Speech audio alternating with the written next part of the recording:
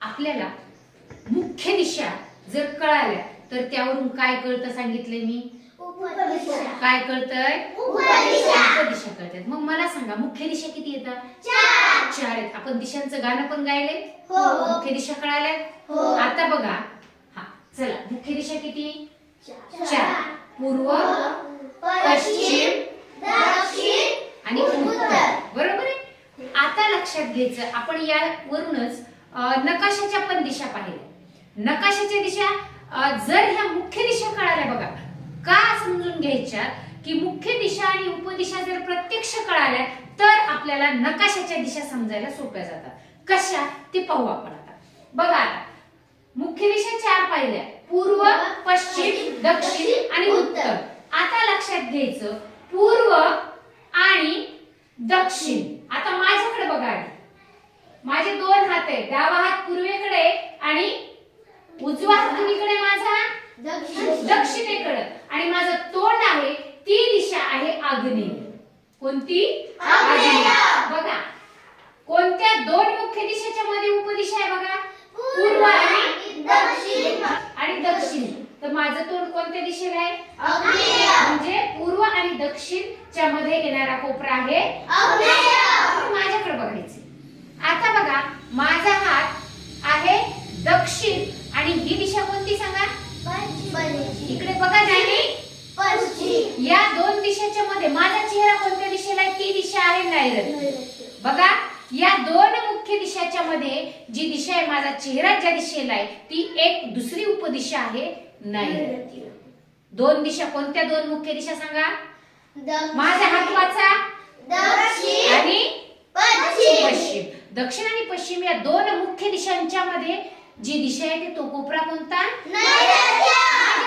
मी ज्या दिशेला दोन मुख्य दिशेला हात करणार आहे, सांगा माझ्या दोन हाताच्या मुख्य दिशा.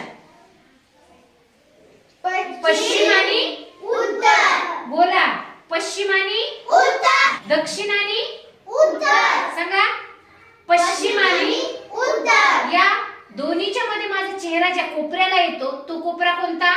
वायव्य. छान. आता मी अशी फिरणार आहे, तुम्ही नाही फिरायचे. माझ्या हाताच्या दिशा सांगायच्या तुम्ही. उत्तर आणि पश्चिम, उत्तर आणि पूर्व. इकडे माझ्या हाताकडे बघितलं तरच येणार आहे. पूर्व आणि उत्तर. माझा चेहरा आहे ती दिशा आहे ईशान्य. बघा, आग्नेय, नैऋत्य, वायव्य, ईशान्य. आता लक्षात घ्या, मुख्य दिशा कळाल्या तरच उपदिशा कळणार आहे, त्याशिवाय कळणार आहेत का? नाही. मी ज्या दिशेला चेहरा केला ह्या आग्नेय हा कोपरा लक्षात जर घ्यायचा असेल तर आधी दोन दिशा महत्वाच्या मुख्य दिशा कळणं गरजेचं आहे. मी ज्या कोपऱ्याकडे लक्ष दिले, बघा आता मी ज्या दिशेला माझं तोंड आहे ती उपदिशा कोणत्या दोन मुख्य दिशेच्या मध्ये सांगा बरं पटकन? पश्चिम आणि उत्तर. शाबास. आता माझा चेहरा कोणत्या दोन मुख्य दिशेच्या मध्ये सांगा तुम्ही? पूर्व, उत्तर. पूर्व आणि उत्तर. पटकन. आता सांगा माझा चेहरा कोणत्या दोन मुख्य दिशेच्या मध्ये आहे?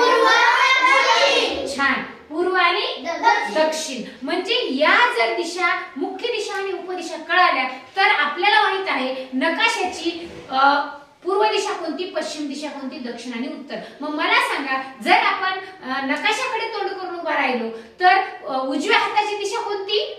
पूर्व. पश्चिम हाताची दिशा कोणती? डाव्या हाताची दिशा कोणती? पश्चिम. आणि दक्षिण उत्तर कुठे असतात? खाली. दक्षिण खाली आणि उत्तर. म्हणजे नकाशाच्या कोणत्या दोन दिशा स्थिर असतात? दक्षिण, उत्तर. तुम्ही कुठेही बसा, कुठेही असा, नकाशा कुठेही असू द्या, पण दक्षिण उत्तर ही स्थिर आहे. पण ज्या नकाशाकडे तोंड करून उभं राहिलं ती असते उजव्या हाताची पूर्व, डाव्या हाताची पश्चिम, खाली दक्षिण आणि वर उत्तर. हे पक्क लक्षात ठेवायचं.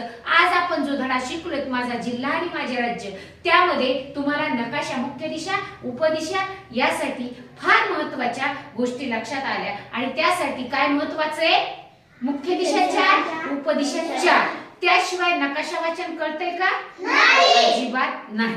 छान. मुख्य दिशा, उपदिशा लक्षात आल्या? समजल्या?